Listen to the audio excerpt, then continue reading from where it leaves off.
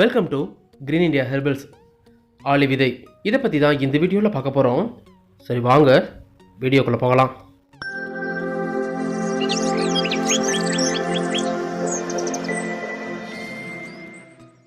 ஆளி விதை என்பது ஆளி பயிரிலிருந்து பெறப்படும் ஒரு சிறிய வகை விதை தான். ஆளி விதை என்ற பயிரானது நம் உடல் நலத்திற்கு அதிக பயன்களை தரக்கூடியது.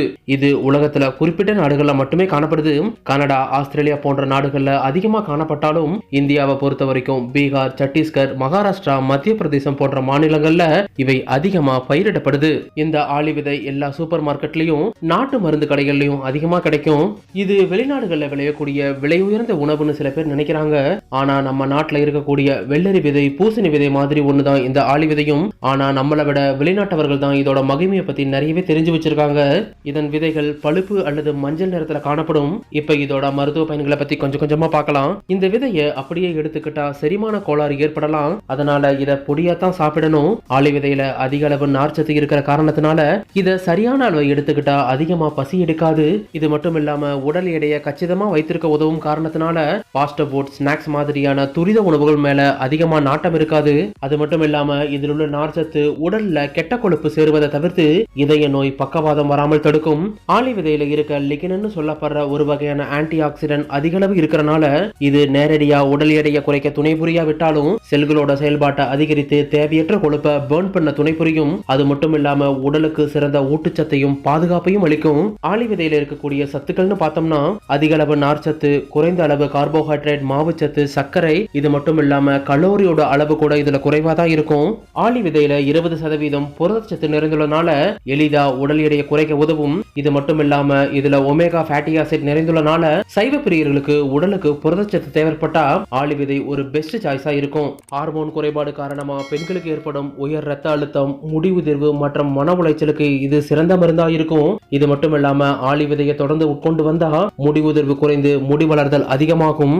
ஆளி விதை ஒழுங்கற்ற மாதவிடாய் கோளாறுகளை சரி செய்யறது மட்டும் இல்லாம அந்த நேரத்தில் ஏற்படக்கூடிய வயிற்று வலி, தலைவலி, பதற்றம் ஆகியவற்றை குணப்படுத்தும். அதோடு பெண்களுக்கு ஏற்படக்கூடிய மார்பக புற்றுநோய் வராமல் தடுக்கிறது மட்டும் இல்லாம கர்ப்பப்பை செயல்பாடுகளையும் மேம்படுத்தும். பக்கவாத பிரச்சனை உள்ளவர்கள் இந்த ஆளி விதையை தினமும் ஒரு டீஸ்பூன் சாப்பிட்டு வர பக்கவாத பிரச்சனைகள் குணமாக்கி நல்ல பலனை கொடுக்கும். சிறுநீரக பிரச்சனை உள்ளவங்க ஆளி விதையை தினமும் சாப்பிட்டு வந்தா சிறுநீரகத்தில் ஏற்படக்கூடிய அலர்ஜியை குறைச்சி சிறுநீரகத்தில் ஏற்படக்கூடிய கல்லடைப்பு பிரச்சனைகளை குணமாக்கி கற்கள் வராம தடுக்கும்.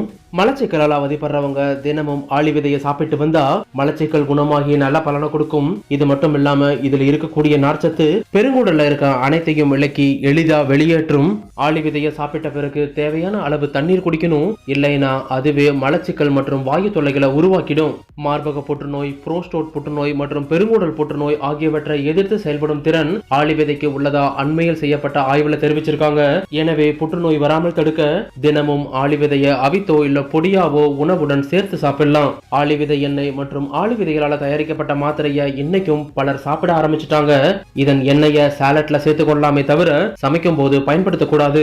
ஆளி விதை எண்ணெயை குறிப்பிட்ட அளவுக்கு மேல சூடாகினா அதுவே உணவை ஊசி போக வச்சிடும். ஆளி விதை மாத்திரையை ஒரு நாளைக்கு ஒரு முறை மட்டும்தான் சாப்பிடணும். ஆனா அதே சமயத்துல வழக்கமா குடிக்கும் தண்ணீரை விட அதிகமா தண்ணீர் குடிக்கணும். இதுல ஆளி விதை மாத்திரைகளை மருத்துவரோட பரிந்துரை இல்லாம எடுத்துக்க கூடாது. நார்ச்சத்து நிறைந்த உணவுகளை நம்ம ஒரேடியா சாப்பாடுல சேர்த்துக்க கூடாது.